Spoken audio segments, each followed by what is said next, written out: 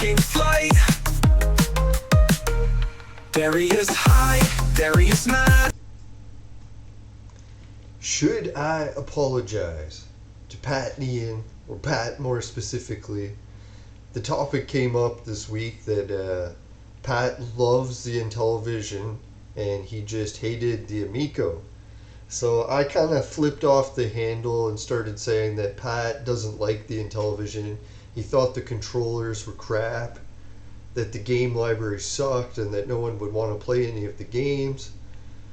And I think he said Coleco or Atari is better, and that side of the console war, but that seems a little bit hazy. And I started to think to myself, like, hey, Leland, like, you got a terrible memory, and going around saying that Pat hated the Intellivision might not even be true at all. So today we're just going to cover a few things to do with Intellivision and Intellivision Amico, and I'm going to ask for the viewers' help maybe. Should I be apologizing to Pat? Did he actually love Intellivision this whole time?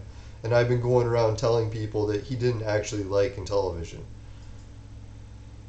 So now, just to clear up one of the things that I've said on my show before, when we're looking at Pat, when Pat's channel was like first starting, I think he was called Pat the NES Punk. I wasn't there for the beginning following him, so I'm not sure what happened in that stages. But then at another point, his channel became like the CU Podcast. And I was thinking, realistically, what Pat should change the name of his show to, or even his own name, is Pat the Intellivision Punk. And some people might think that's a little bit ridiculous, and Pat's all about NES, but when it comes to his YouTube channel, let's be realistic here, right? Like, let's look at the evidence and see how Pat's channel does for views. And I know I used to watch the CU Pat, or listen, I guess watch and listen to the CU podcast religiously because I loved the show for quite a while, and I got into it because of Intellivision. When they started doing their coverage of the Amico, it was my go-to show for I don't know how many years we were doing that for. But yeah, it was a wild ride. And when the Intellivision Amico stuff sort of dwindled down and the news became sparse and the CU podcast wasn't really covering it much anymore, then I kind of got out of the habit of watching it, sadly. So I just decided to check YouTube and see how Pat's channel's been doing, and it turns out since the Intellivision and everything kind of winded down with Amico, so did his channel. Like, not to say that his channel's finished, like him and Ian went around saying that Amico's bankrupt. Meanwhile, they went on tour saying that years later it's still around. So it wasn't bankrupt after all, but yeah, anyways, like when you look at his videos on his channel, what do we see is that the game's frequency of his shows being posted reduced dramatically.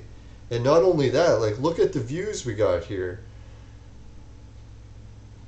Pat's 40th birthday message for the NES, like his channel, Pat the NES Punk, he can barely scratch 10,000 views. And just for math's sake, to round up to make it easier, or down, I'm just kidding, is we'll call his channel 100,000 subscribers. So when you look at it and you see 8,000, that's like, what is that, 8% of his viewers are watching his videos now when it comes to NES content. But when it comes to Intellivision content, what do we see? The video where Pat was having a meltdown because I believe one of their predictions was that Intellivision Amico would never hit the market and sell.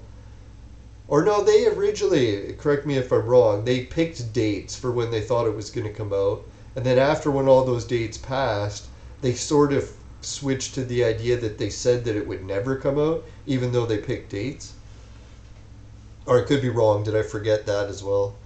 But yeah, so we can see here that the Intellivision videos, they're getting like large views, especially after the Intellivision sold on the market. And did we see it go for like discount price, pennies in the bargain bin like we thought? No, it went for thousands of dollars just for a single console and a couple of controllers. But yeah, and then we can arguably say other content like his WADA hating. I noticed that with a lot of gaming channels lately, not to pick on them, but like we could see with what's his name. I'll think of his name later on as we cover this. Is Wada? They're sort of making a channel. Basically, Pat the NES Punk's channel does better on views when they're making fun of stuff, like hating on other people that are doing things. Like Wada trying to make and establish a business where you can grade games, sort of set like a benchmark that the entire industry can get behind. Did Pat and Ian get behind it? No. They started making videos hating it, trying to get it shut down. And that's like a repeating theme we see with their channel. Let's see another Nintendo video, Virtual Boy Return, Saudi Arabia. I don't think that they mentioned that Saudi Arabia was supposed to be launching the new Neo Geo console, or the SNK division, that was bought out by the Saudis and was announced the same time as Amico, and it's still behind as well. But you don't see them picking on the Saudis trying to shut their channel down, or shut their company down. Probably because they could never accomplish that. Well, maybe not. Never say never. No, sadly, Billy passed, so that was people dying is always, it's like a train wreck. You can't not look away. So rest in peace, Billy. But Roblox collectors hurting game collectors, all barely scratching 10% of their audience. Zelda, game seller hates us and hassles podcast listeners. Well, that's the thing. It's like when you're doing an attack channel and you're trying to like always put people down and make fun of things they're doing, you're gonna end up with haters that hate you. And that was kind of the lesson with Amico and Tommy, right? Like Tommy had a lifelong business of what was he doing, the Electric Playground reviews on the run, or with Tommy and Victor, right? The Canadian gaming review show. So yeah, that was the big deal, that Tommy took a lot of hatred because he was always making fun of other people's games and consoles and saying they were crap. So he kind of got a little bit of that piling back onto him. And that's kind of started to happen to the CU podcast as well. And I don't justify it. It's not a good thing to do. It's like, as far as Pat and Ian go, both of them like video games. They like podcasting, and yeah, there's not too many things that we don't have in common, so they're not like people I hate or anything. Well, for me, I find it extremely difficult to hate anyone, unless there's some sort of like extenuating circumstances that have gone above and beyond. But anyways, Intellivision developer speaks out on Tommy. Look at that. They almost reached half of their viewers with 44,000 people. So that's why I think Pat should change his name to Pat the Intellivision Punk. And apparently he loves Intellivision now. Well, let's get into the whole story. People might be wondering what the hell I'm talking about. Well, the Intellivision gamer was at a convention. You can see him here, and he's standing next to one of the big wigs at Atari. And they're talking and looking at the new Intellivision. So they're doing a video at a convention like this. This is the other comment. We'll get to No Swear Gamer in a second. So anyways, what happened is at this convention, when they're trying to talk and promote the new Intellivision being released by Atari, lo and behold, guess who's at this convention and walks in behind, like photobombing this video, was Pat. Pat, the person who I thought hated Intellivision, happened to be walking behind in the background when the video is being recorded, when Atari is like breaking the news for their new Intellivision. So I thought that was a little bit ironic. And that's how we started to get into this. Like I messaged to the Intellivision gamer on his channel. I was like, man, the irony behind it that Pat ended up walking past, right? Like he hates Intellivision.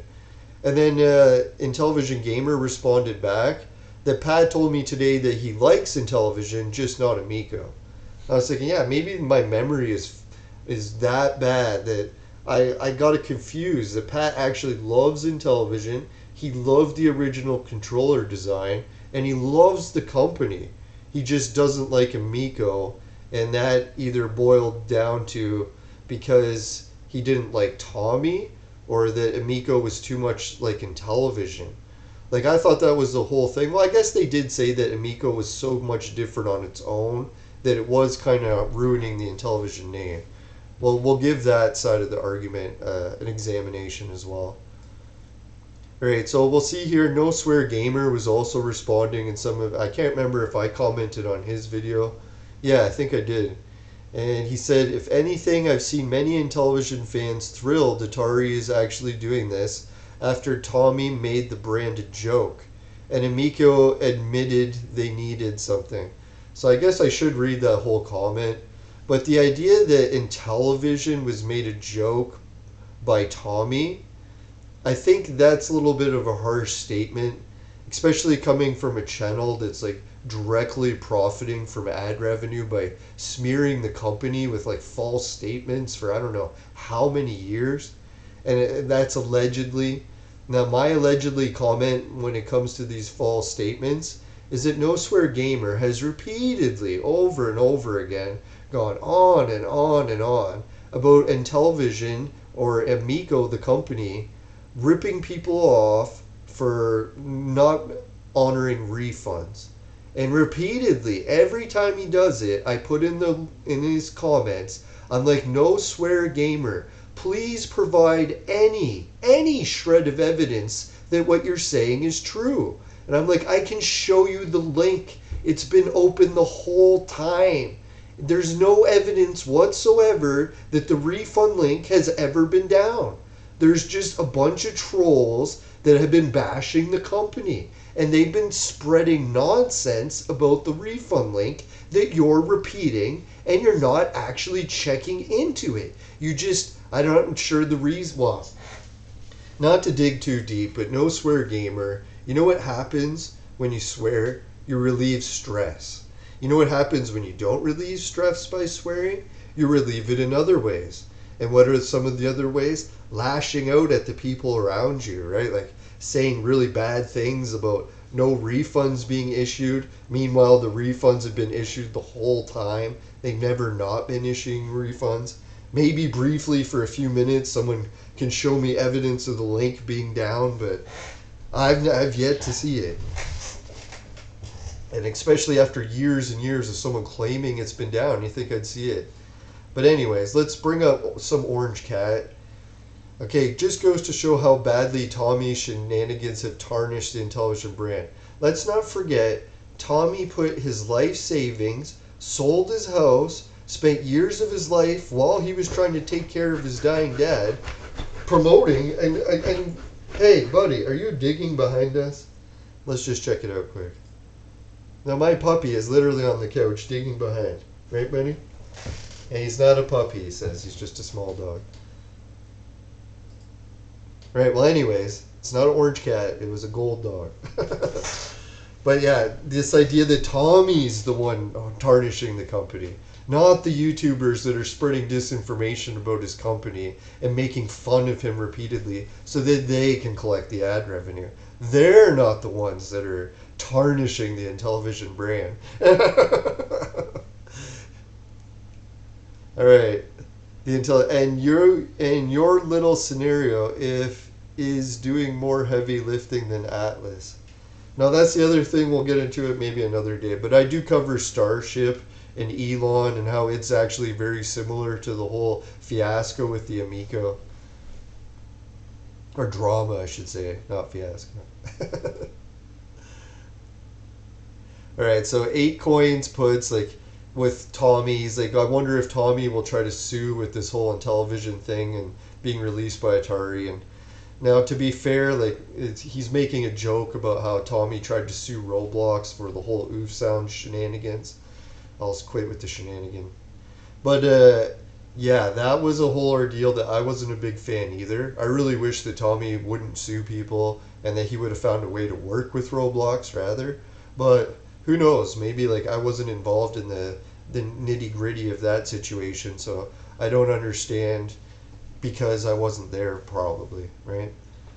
So anyways, so Super Bros replied, I also use the flashback and been regularly since I got it 14 years ago, and I had no controller breaking issues like some claim.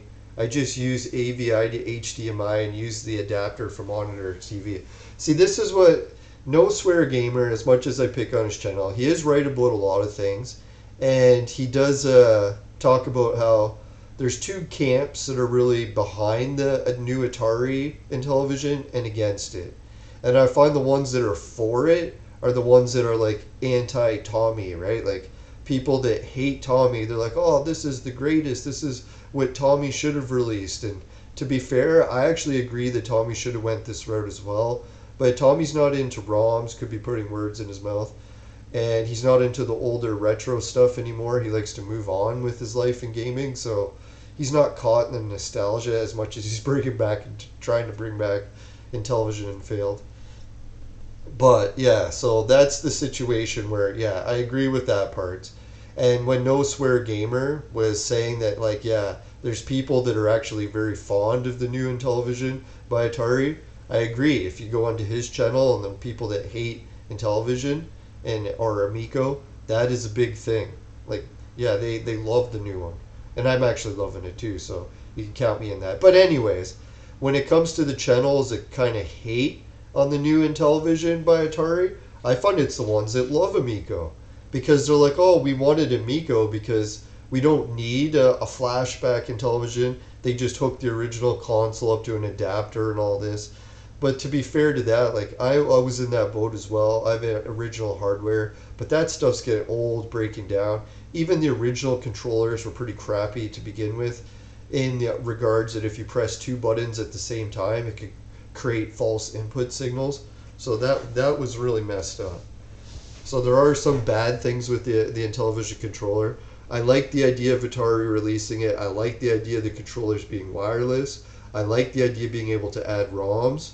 The only thing I wish they would have done differently is put a modem in there so that you could hook it up, or a wireless Wi-Fi, so that you could just download new games from Atari's store.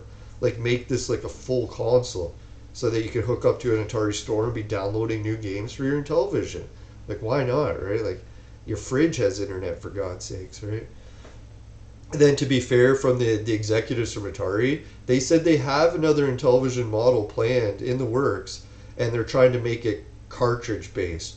But the cartridge-based one was taking a long time to develop, so they decided to release the one without cartridges first, which makes sense to me. Oh yeah, and then the controllers, they tend to break.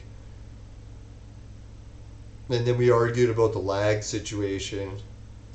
Yeah, and then Professor Unitom, he is like, this new culture of being negative, even in the face of good news, is unhealthy. And that's like the train wreck idea that people just can't look away. That's why Intellivision content was so popular in Pat the Intellivision Punk channel. Sorry, I'm supposed to be apologizing to Pat, and it's not going so well. But no, apparently Italians can pick on each other, and I'm not Italian, but I will be for this video. I'll identify. So, oh yeah, speaking of channels that make a living picking on people, we got congratulations to the success of one of the most original supporters of Intellivision Amico and haters of it at the same time, Smash JT. I don't know why I couldn't remember his channel. Probably because I don't watch it, but no, I did tune into Smash GT a little bit after the shenanigans with Amico. Like, he invested, what was it, over 10 grand into the company because he played the Amico controller, and he says the best controller he's ever played in his life. And he thinks it's going to change gaming, so he invested in it. And then after the company had some difficulties, mainly getting smeared on YouTube, he started smearing Amico on YouTube as well, to see if he can make some of the money back, allegedly, with his own channel, smearing stuff. And his other main smearing thing is he started to get into wars with a young woman and smearing her. And I was like, people argue and say that the young woman he's smearing, allegedly, is a real bad person, and all this stuff that she did was evil because of her political affiliations and what she's done in gaming. But to me, it just boils down to, are you making a living on picking on a young woman? Like, they always say, like, taking candy away from a baby. It's like, really, is that the way you want to go to make your channel? But congratulations, it has earned him over 100,000 viewers, and dear God, don't I wish I had the same. I just wish I could go down that route to do that sort of thing. But well, I guess we do pick on some channels sometimes, so I'm just not as good at it, apparently. But no, that's not nice to say. Let's go on. Alright, let's complete that nonsense. It isn't true. Pat doesn't hate the Intellivision. He hates scamming companies that prey on people. Now, let's be clear. Tommy is not a scammer. He ended up selling his freaking house to try to fund a project that he legitimately believed in and lost his life savings, his house, everything. Well, as far as scams go, I don't think that's a very good scam, right? Like when you're losing everything you own, losing the roof over your head. And Pat, as far as scamming goes, you mean the guy that's been going around the country, I don't know, profiting from his YouTube views and telling people that a company has gone bankrupt when it hasn't, and having like fake CEOs from the company come on his show like week after week and bash the company almost as like it's his magnus opus, was allegedly to harm a company, a startup company that's struggling out of the gates through a pandemic. Like, I get it. Tommy made some mistakes and he could have done better getting the console out, but dear God, at what point, who's the scammer here? The person who lost everything, or the person who ran home with bags of money from the bank, right? Like, who's the scammer? I bet when Atari was buying Intellivision, they looked at Amico's financials and legalities were like, no, they're pulling the pin on that grenade.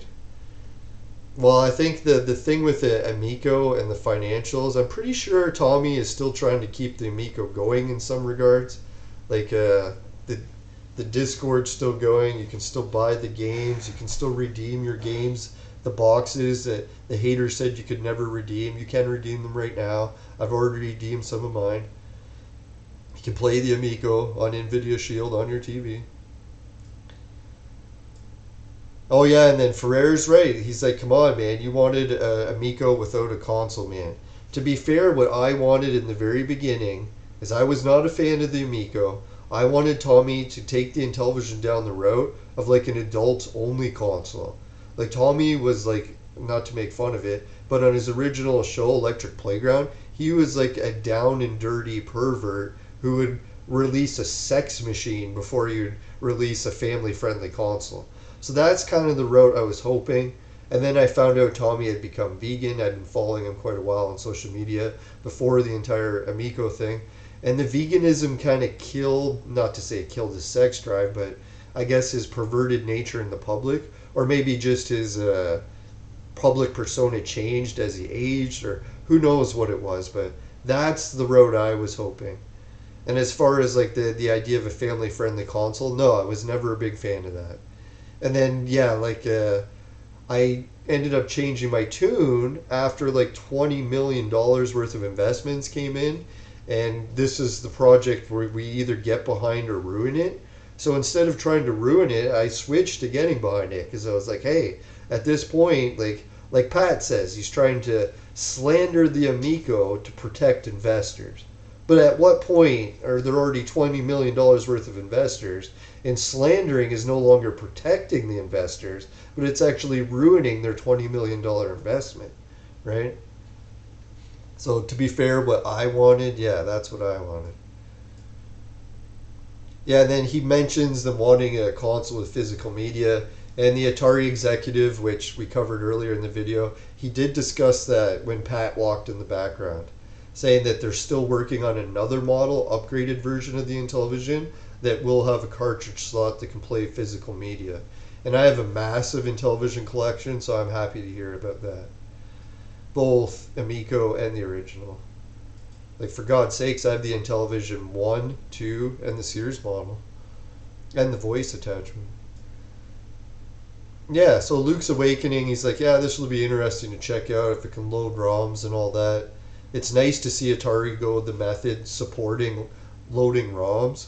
That's what I think all the NES classics and PlayStation classics and Sega classics or whatever, they should have made ROM support an open thing. Like, hey, we're actually not going to fight the consumers what they want, right? Like, fuck's sakes.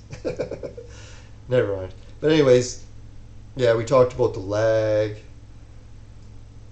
Will the Sprint remove lag, or will we still get lag? I guess only time will tell till we see the lag testings. the whole idea of using converters.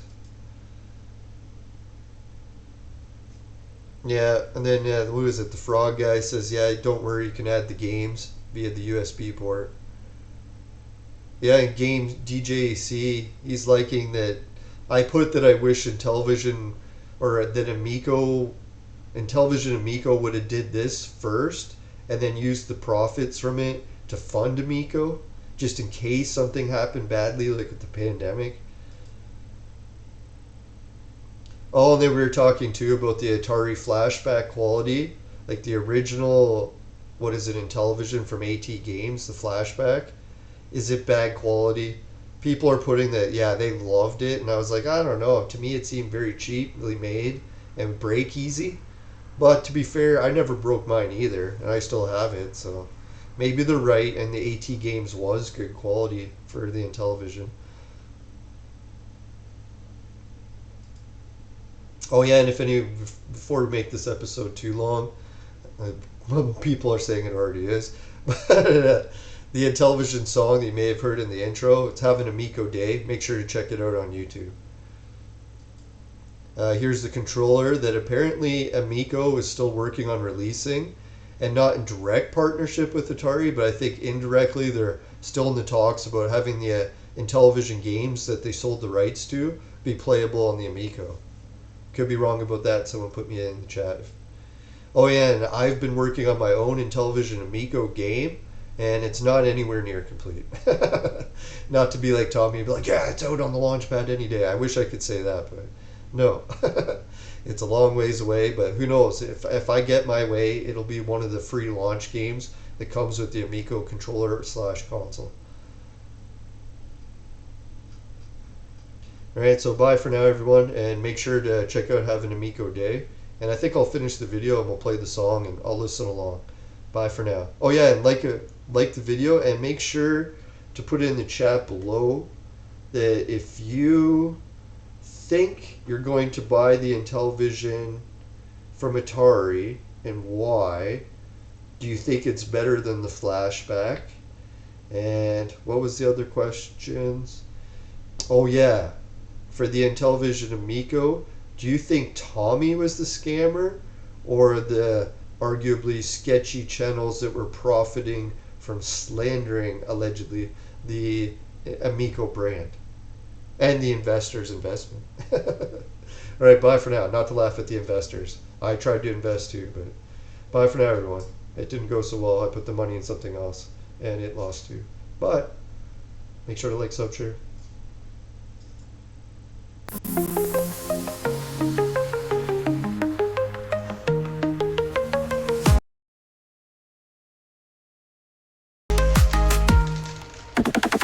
Tommy's got a dream so bright, pixel skies and neon lights, Satan gaming taking flight. There he is high, there he is mad, launch pad's ready, ain't that rad? Oh, we go forever, that's the way, Crayola colors gonna paint your day. Saggy Melon says okay, no swear gamer, what you say? Have a Amico day.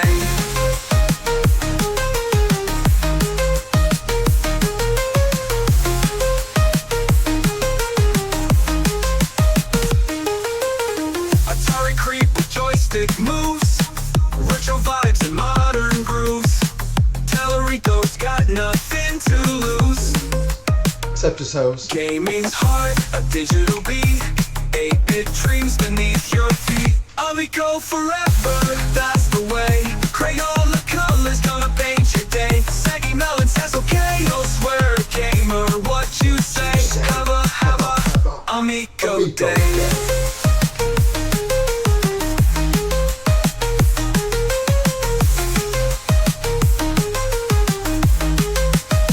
Go forever, that's the way, Crayola colors gonna paint your day. Saggy Melon says okay, no swear gamer, what you say? Have a Amico day. How could I forget? If you can put your opinion, do you think Pat hates the Intellivision? Or he's neutral about it? Or he actually loves it? and based on what you heard him say on the CU podcast or any other sources, let me know in the chat. Bye for now. Have an amigo day.